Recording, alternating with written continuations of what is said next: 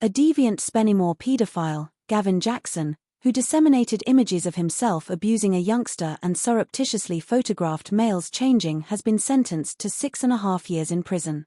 Gavin Jackson, 25, engaged in extensive communication, including thousands of messages and images, with other offenders online, after recording himself molesting a child, as presented in Teesside Crown Court.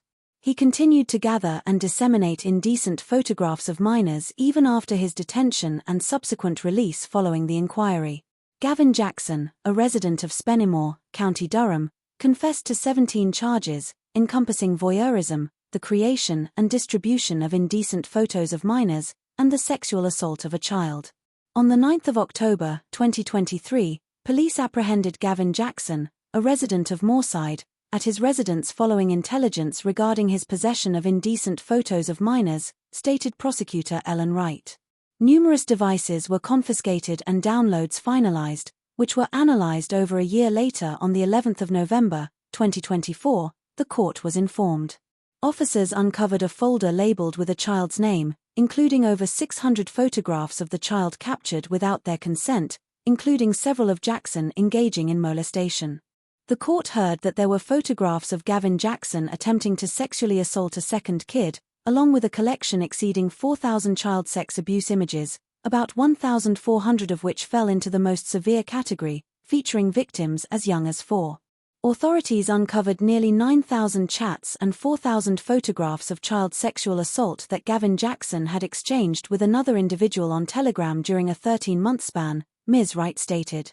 The court heard that Gavin Jackson had transferred 96 obscene photographs of minors, including 17 he had created of himself abusing a kid, to 9 other offenders over WhatsApp and Telegram.